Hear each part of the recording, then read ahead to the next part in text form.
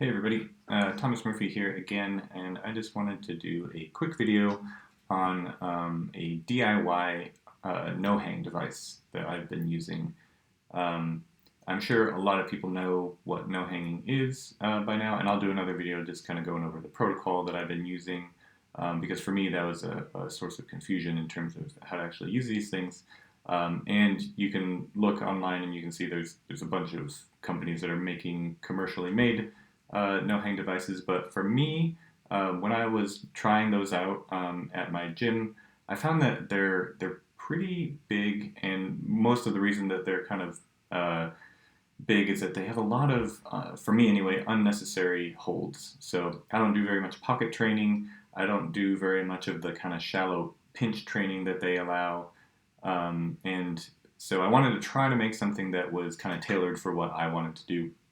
And if you're anything like me, I enjoy a bit of carpentry, and these are some pretty cool things to design and work on, and they're pretty satisfying too, and easy to be honest.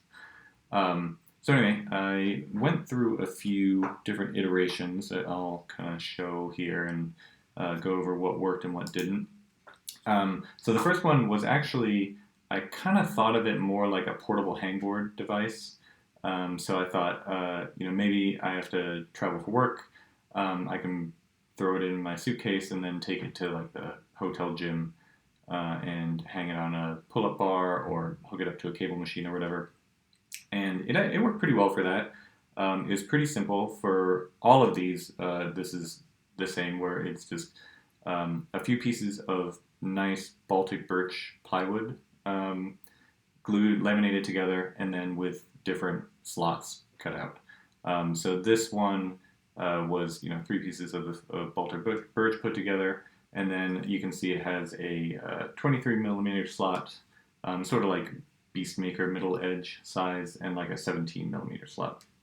And it worked fine. I used it a few times when I did have to travel, but you can see it's pretty chunky, and it didn't really need to be that big. I don't know why I made it this big, but anyway. So I kind of wanted to iterate and see if I could make it a little bit more efficient. So the next attempt, I went with a bit more of the kind of commercial style, where this one you can see is a bit bigger, like surface area wise. It's certainly thinner. It's only two pieces of plywood laminated together, but it has four holes in this case.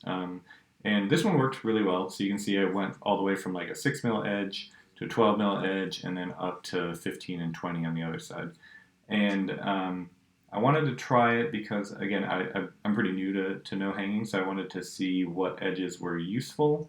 And then I know I kind of railed on it earlier, but I did want to see if the kind of the narrow pinch grip would be useful. So in this case, it's kind of nice because you can do a narrow pinch, like a shallow narrow pinch. This way, you can also do a slightly wider if you go all the way to the edge. And then you can do all sorts of tricks, like obviously if your fingers are in the deeper end, it's going to feel different than if you flip it around to go this way. And this worked well, and I think I'm going to still keep using this if I need some of the various edge depths. But I found I really only used the 20 mil, maybe the 15 mil when I was doing no hanging. So I thought, what if I made a nice, more compact version that I can always keep in my bag? It doesn't really take up very much space, and I can use that. So that is how I arrived at the latest, the kind of, final for now iteration, where you can see it's back to the thick version, and I'll talk about why in a sec. But then it just has two edges, so it has the 15 mil and 20 mil on the other side. You can see this one's chalked up, so I clearly use this one more. But it's nice and small, so it fits in my bag very easily. And the other thing that I wanted to try was, rather than go with that kind of shallow pinch position, I wanted to see if I could replicate sort of like what the grip sport athletes use for a pinch block, like the kind of standard one, which is why I made it thick like this. So that's one of the cool things you can do is other than the normal edge training, you can flip it around and you can do real pinch training. So you can, I guess in this case I'd probably flip it and so I didn't have the knot in the way. But you have a bit more room because it's thicker, so you don't, it's not as tempting to kind of reach all the way around the edge. But you can actually do a pinch, and the width of this is kind of the standard pinch block size that people use for the grip sport kind of training. And that works pretty well. One thing I'll kind of go over a little bit, but because it's this small and because the edges need to be a certain height just to make sure you don't like hit your knuckles on the top, it means that these holes that the cord goes through are not quite in the center, which on the one hand was a bit annoying because I thought it could be in the center, but on the other hand, you can tailor that to make your pinch work out a little bit harder or easier. So on these ones, the cord is offset a little bit to this side to make room for the edge, and it means that if you pinch with in this direction where your thumb is where the cord is closer, the center of that cord is closer to your thumb, it winds up being harder. It's more pressure on your thumb and it's harder to pinch, as opposed to if you flip it around and do it this way, it's a little bit easier. More pressure goes to your fingers and less on your thumb. So that's kind of cool. And I haven't done a huge amount of the pinch training, but I think it's going to be a little bit helpful just to make sure that thumb gets worked out. So just onto the actual design of this one, because so far this one has been the most useful. Dimension-wise, I'll just go over that really quickly. So like I said, it was 3 pieces of 3/4 inch, which is about 19 millimeters, Baltic birch plywood. So make sure it's this good quality stuff with it has a lot more laminated layers together and very few voids. So this is like the cabinet grade plywood, the nice stuff. And luckily you only need a little bit. So I use it for like random furniture building and other projects, and I had a bunch of little pieces of scrap lying around. So for me, what I did, I'll go over kind of a couple ways that you might be able to do this depending on what tools you have available. But for this one, what I did was I laminated it all together first, and then I just used a router with like it's called a template bit. So I made a template just to get this shape. You don't really need to, but I just figured I would. And then you use a template bit and you just slowly cut further and further down, and you just clean it out, and you go a little bit further down and you clean it out until you get to the right depth. The other way that you could do it is, this was actually the way that I did it on the first kind of prototype here, and it was the reason that the depths are kind of weird, like the 17 mil.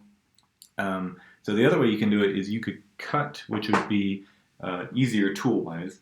You could take one piece of plywood, cut it to size, and cut all the way through it to make the shape. So in this case, this is 3/4 high. So 3/4 again is about 19 millimeters. Trying to keep the good old metric conversions in here. But what you could do is you could drill 2 holes for the edges just to make it round. Again, you don't really need to, but it is kind of nice. And then use either a handsaw if you have one, or better like a powered jigsaw to cut the rest of it out. So then you have one sheet of the plywood with a hole cut all the way through, and then after that you could do it on both sides if you needed to, or whatever. You could then glue it all together. For me, I figured I had a router available, so I would do it that way. So then the only other thing I had to do after I did all the routing was round the edges just to make it comfortable. I used the bit that I used only really fit in the 20 mil deep edge, and it was a 1/4 inch round over bit for me, which would be, however many, like 6 mils or something. And that was kind of perfect. I just measured it on one of the hangboards just to make sure it felt felt right. And then, like I said, the bit didn't fit all the way down on the 15 mil edge, so I just wound up using just sandpaper to get it to feel right. So really, it wasn't that much. It wasn't really needed. The actual round over bit on this, it feels just as good with the sandpaper. So the dimensions for this, like I said, was um, the height, which was I just wanted it to be that pinch size, was 3 inches, so that's 76 millimeters. Hopefully, my conversion that I wrote down is right, and I didn't just fat finger something. It is 4.5 inches, wide. That's about 114 millimeters. The actual slot width is 4 inches, about 101 millimeters, and like I said, it's 3/4 inch tall, which is like 19 millimeters. And then the thickness is mostly determined by the thickness of your plywood. And for me, that winds up being about 2.25 inches thick, so like 57 millimeters. And then, once you're done, you just drill your holes all the way through to put your cord in. Just tie it up. Grab in my case, it's the mini beaner, and then you're ready to go. But yeah, this has worked really well so far. Again, it's not really, the no hang devices that are available aren't exactly like super expensive, so this isn't really saving a whole lot of money. But it's just fun to kind of personalize something and make it your own. So anyway, hopefully that is helpful for people. Again, I'll do another video on how I've been actually using it to train, and hopefully I didn't forget anything dimension-wise. But feel free, obviously, YouTube algorithm, blah, blah, blah, comment below for with any questions or anything like that, and I will certainly answer anything I can. All right, thanks very much. See you next time.